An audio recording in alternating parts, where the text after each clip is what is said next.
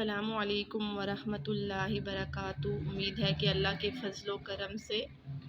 آپ سب خیریت سے ہوں گے۔ ہم ہیں قرآن کے سفر کے ساتھ سورۃ البقرہ کی آیت نمبر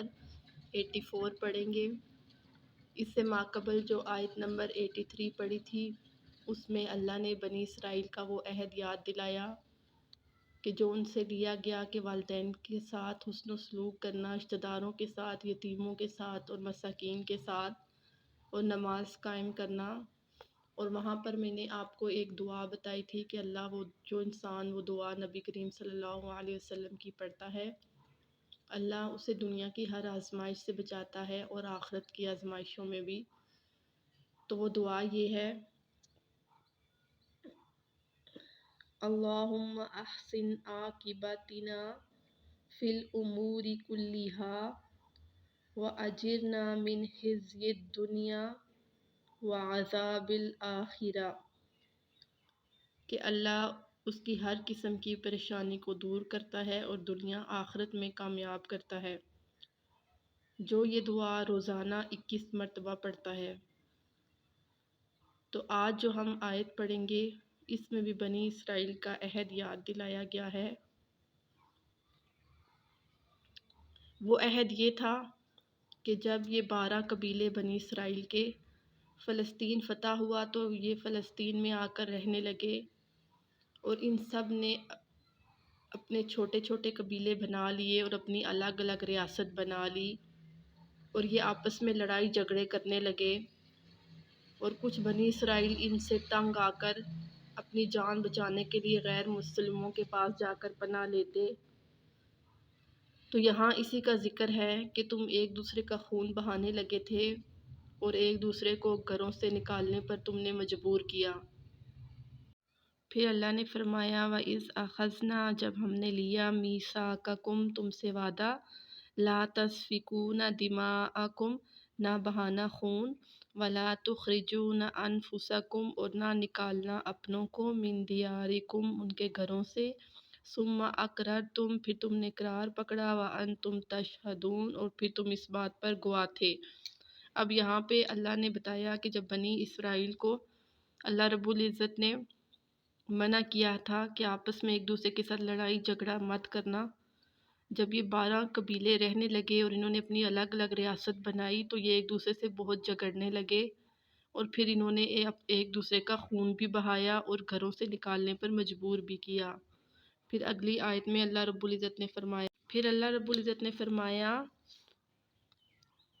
ثم انتم، پھر تم ہؤلاء سب، تقتلون انفسکم، قتال کرنے لگے اپنوں سے،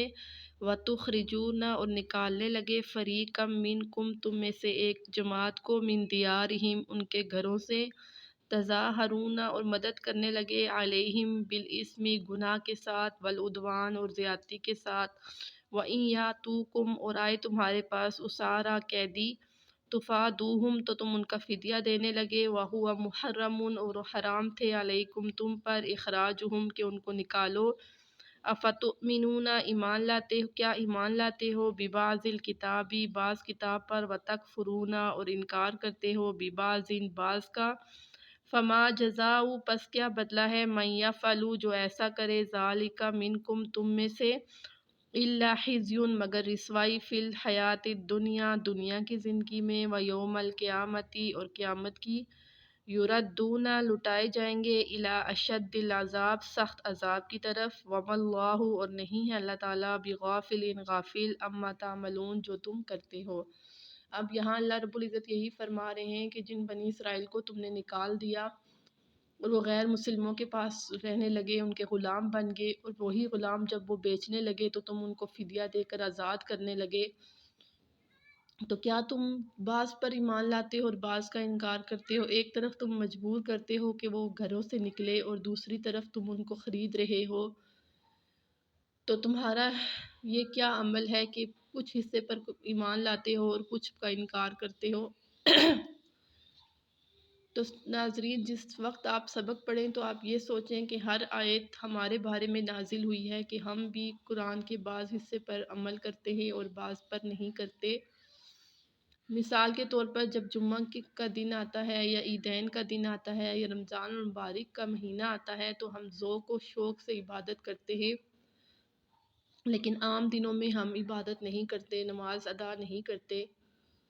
قرآن پاک کی تلاوت نہیں کرتے، تو ہم بھی بعض پر عمل کرتے ہیں اور بعض پر عمل نہیں کرتے۔ اور جب ہم نے پڑھ لیا اللہ کا فرمان تو ہمیں اس پر ہر حال میں عمل کرنا ہے۔ جو غلطیاں ہمارے اندر ہیں ہمیں اسے دور کرنا ہے، کیونکہ یہ قرآن ہمارے لیے نصیحت ہے۔ اگرچہ یہ اس وقت کے واقعات ہیں لیکن اس میں سبق ہمارے لیے ہے، اور تا قیامت رہے گا تو ہمارے اندر جو کمیاں ہیں ہمیں انہیں دور کرنا ہے۔ اللہ تعالیٰ اس پر ہمیں عمل کرنے کی توفیق عطا فرمائے اور ذریعہ نجات بنائے۔ اللہ حافظ۔